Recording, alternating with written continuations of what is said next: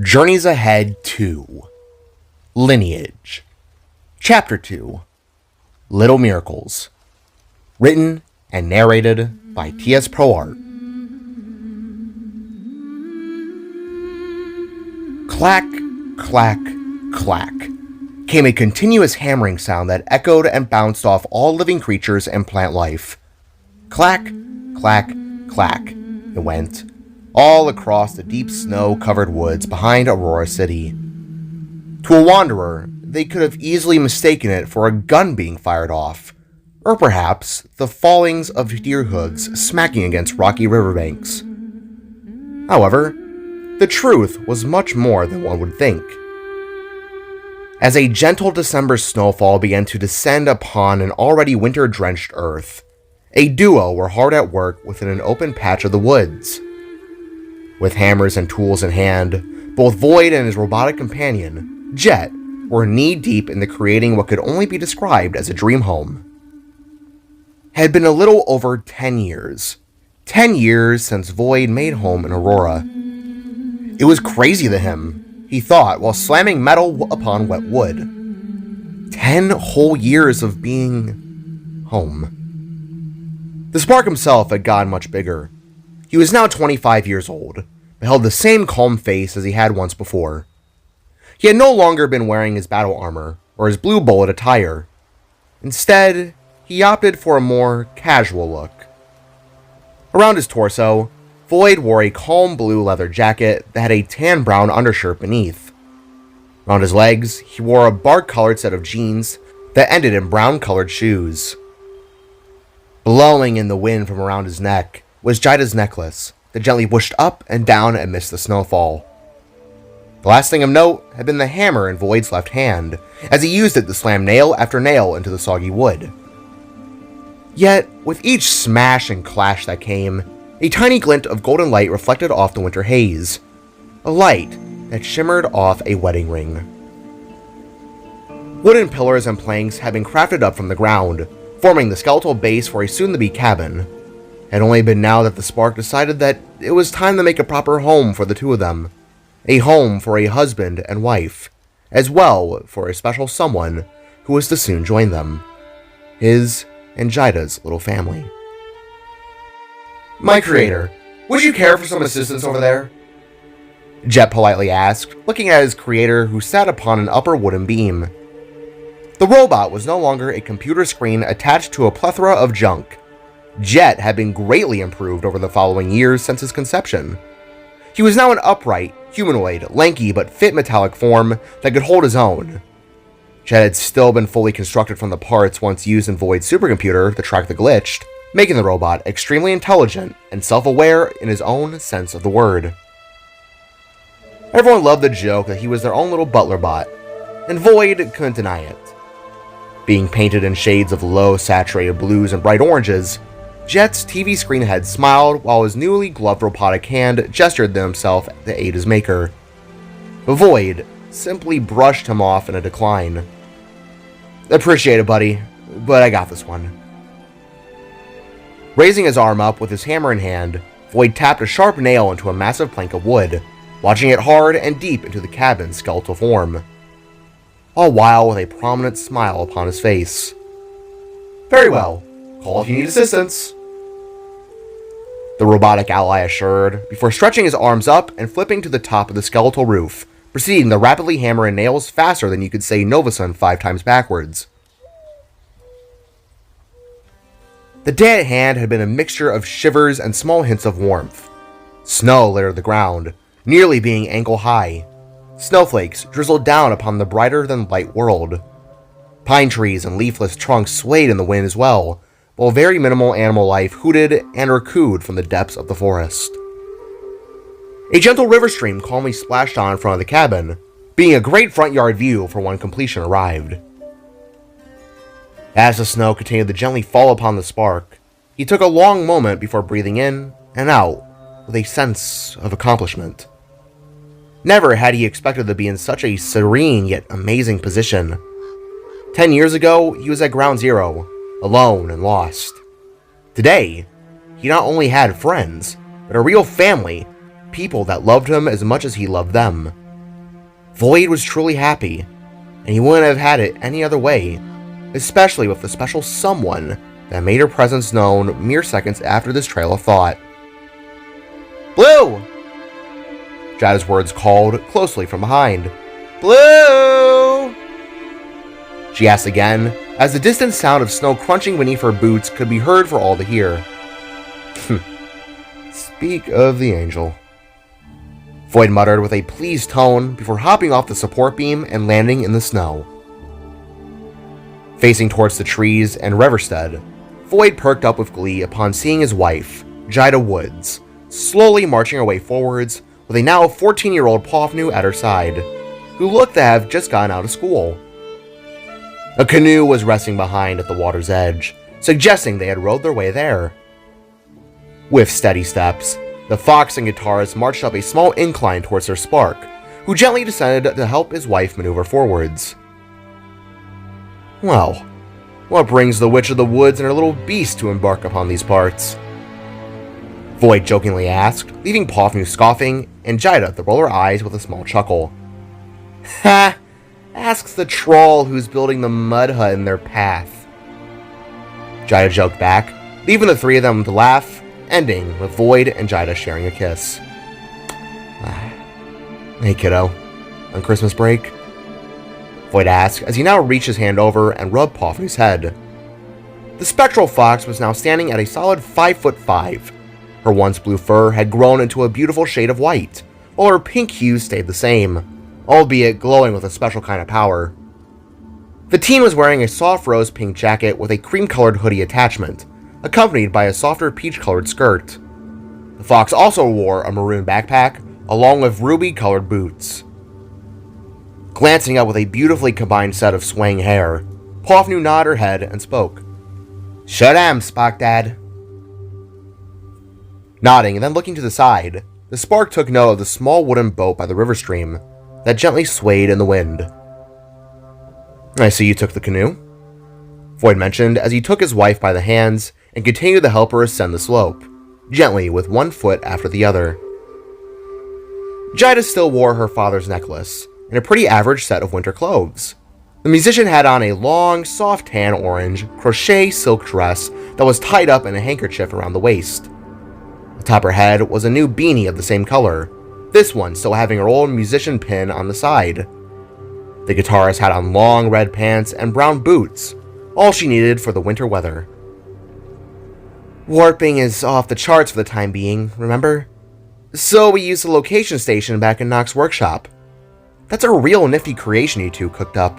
The city has been buying them like hotcakes," Jida expressed before she and Pofnu gazed upon the outlined skeletal shape of the cabin. "And nifty craftsmanship here too," Jida expressed through an astonished face as she gently leaned her head against the sparks, who couldn't help but accept. "You're getting taller," she whispered as Pofnu went to talk with her, what she began to call Robo-Bro, Jet. Smiling, Void nuzzled the side of his head against his wife's, letting the warmth of her now shorter and curled up hair caress him into a gentle summer's grasp. "I'll catch up to you at some point," the spark returned before asking. "Anywho, what brings you all the way out here? It's freezing." Taking her head off Void, Jida stood a few inches back and held her stomach with both hands in a gentle manner. She then shrugged her shoulders with a small gesture before speaking. "1, Nox needs your help with something. 2, I wanted to see how you and Jet were doing. And 3, you haven't said hi to our baby yet today." Jida stated with a smirk as she gently rubbed her now noticeably large stomach. The one who wielded cosmic fire was now nearing the end stages of her pregnancy. Her stomach was at the max, and she could be due at any day. Just begged the question as to when. A gentle yet lenient purplish glow of constellations faintly swirled from behind Jida's sweater fabric, showing that the newly-born spark, human or whatever it was, would most certainly retain aspects from their parents, only notes being that a Void's blue-colored energy with Jaida's cosmic fire mixing into the same purple shade of power that flared when they worked in absolute unison. It appeared to have collected into the baby. Smiling with a nod, Void approached and knelt down to be head level with Jaida's stomach. Softly leaning forwards, he placed both hands upon her left and right hand stomach sides, before caressing his forehead against the glowing aura. As they touched, Void felt his soul chamber swirl with warmth, as the sensation of his child pressed back, not as a kick, but as though their tiny head rested back upon their father's. "Oh, I think they missed you," Jaida said with a giggling smile, leaving Void to tower back upon his feet. "And I miss them, as well as you today," he replied with a tired but albeit blessed expression. "Alright, let's go help your cousin with whatever he needs." Turning, the duo began to slowly make their way back down to the canoe, but before they entered, Void turned and pointed to Jet before asking, "Hey, you alright on your own for a bit?" Looking up, Jet's computer screen face flashed into that of a thumbs up, before he swiftly went back to work. To this, Pofnu also bid farewell, turning heel and returning to what she considered as her adopted parents. "Awesome," the Spark replied before helping Jaida and Pofnu seat themselves down. Void then took hold of a paddle by the canoe's seat side, and then he himself got in. With a grunt and push, the three of them were off and headed down the calm river stream.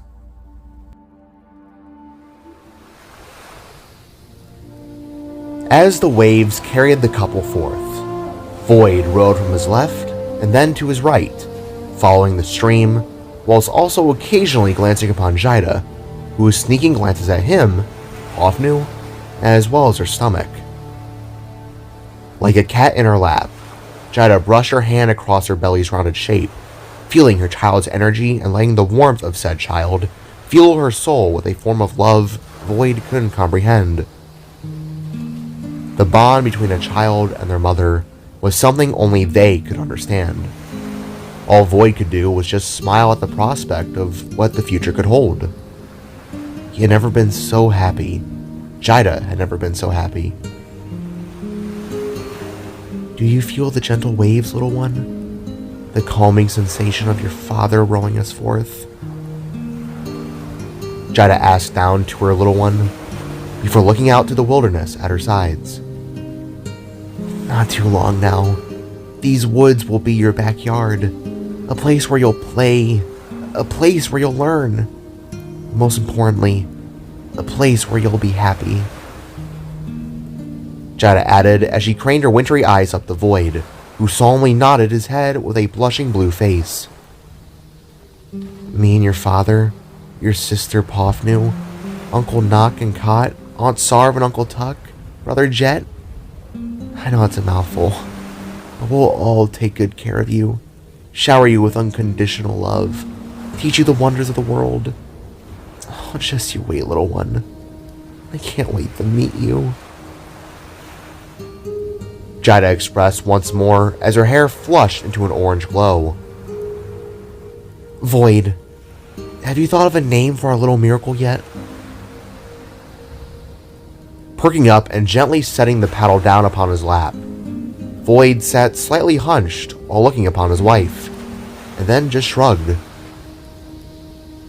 "In my culture, it was always the mothers who got to decide upon the names. As you've come to know by now, baby sparks take a little over a year to develop before birth. So it was customary to allow those who carried them for that long to make the choice on what to name the infant," Void revealed, leaving Jaida to tilt her head with a sudden new knowledge of his people's traditions. "Oh, I didn't know that. Guess that makes sense," Jaida expressed as she rubbed her stomach once more. "But this is our baby, Void. Surely you must have thought of something during that time," Jaida expressed with a heartfelt smile towards her husband. Well, I would be lying if I were to say I hadn't thought of anything. To tell you the truth, Freckles, I think our baby's gonna be a girl." The spark began as he set his sights back upon Jada's stomach, watching it shimmer and glow with its purplish blue hues. If you insist so, I would like her name to be Jane. Blinking with another head tilt, Jada glanced from Void and then down to her stomach once more, before rubbing it again. Jane? Jane. I like that. Really. But something seems to tell me that our little one is gonna be a boy. Jada replied with a smile, leaving Void to return the look with an eyebrow raised. If so, I was thinking about the name Jay.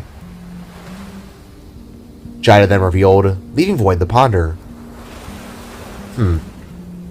He softly gruffed out. Was that I like it gruff or an I hate it gruff? Jada inquired, leaving Void to raise his head once more and smile. No, I just didn't expect it. But I like it. Jay Voidson. Yeah, that has a nice ring to it. Taking the paddle once more, Void began to row the three of them forward once again. The snowfall continued downwards as per usual, while the glimmering light of the sun shined down golden rays from in between the trees. Birds chirped, and even deer danced on by the river's edge, really making things feel all the more peaceful. Jada, however, suddenly asked a question that Void couldn't deny answering. So, if the girl Sparks got to name their children, why did Celeste name you Void?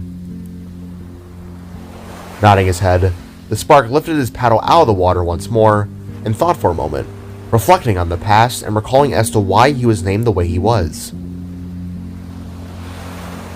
I believe she named me Void to keep in line with her and my father's names. Nova and Celeste are shortened terms that you relate with outer space. Nova Star's celestial observations. It was no coincidence I would be named something similar. The Spark explained as he looked up to the sky. So she decided to name me Void, another term one would describe as the endless space that housed all the stars and worlds that surround us, I guess. Void explained, making Jada nod in an understanding and enlightened gesture. I see. I guess that would mean they saw you as the world that surrounded them. You know, keeping them together? Jada then inquired, leaving Void to shrug again. That's one way to look at it. But names can mean anything. It's hard to say what the actual reason was, but unfortunately, I'll never know. Void finished as the three of them continued to float downstream. So, if you were named Void, then what was the meaning behind your brother's name? Core, right? That doesn't sound very space-like. Unless I'm wrong. Jada then asked, leaving the Spark to ponder for a moment. He actually knew the answer, but he had to find the right words to describe it. My older brother was named Core because he was the centerpiece in holding my family together for a long time. You see, in the early days of relocating, after the ages of fighting battles, the Sparks struggled to survive and find their footing before coming across Alvaheim. From what my parents told me, Core was only an infant during those trying times, but he was the glue that kept my parents going forwards. The core of it all. Void expressed with a little smile. Without him, I doubt they would have had the strength to continue on. He's what they probably called a miracle child, if anything. It was apparently hard to have kids during that time.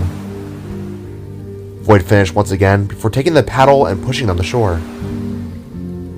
I see. Well, I gotta ask another thing. Why choose the name Jane, Blue? Jada questioned as the Spark got out of the boat and proceeded to help Jada and Povnu out as well. It simply sounds cute when saying your name beside it. Jada and Jane. You gotta admit it has a nice ring. Void expressed as both him and Jada locked hands, while Povnu marched forwards. What about you? Why the name Jay? Void then asked with a head tilt. Turning, they all faced a ring-like device that was mounted in an open clearing, a prototype teleporter machine called the location station, simply crafted by Void and Nock to make transportation easier, but mainly created to help Jida prevent warping and hurting the baby in any way, shape, and form. She could still teleport if she wanted to, but she feared bouncing her child may cause some problems before birth.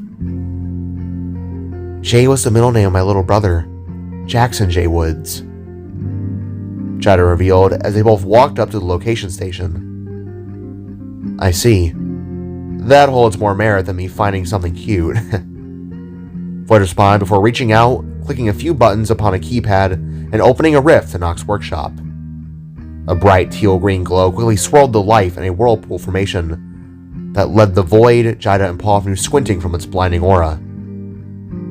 Don't say that. I think it's touching you had me in mind when thinking that. But, hey, time will only tell what we're going to call our little miracle. Reaching down, Jida rubbed her stomach once more before kissing Void's cheek in a loving gesture. With a nodding gruff from the spark, they all turned to face the portal, and together, marched through, leaving the woods and heading back to Nock's Motorcrafts.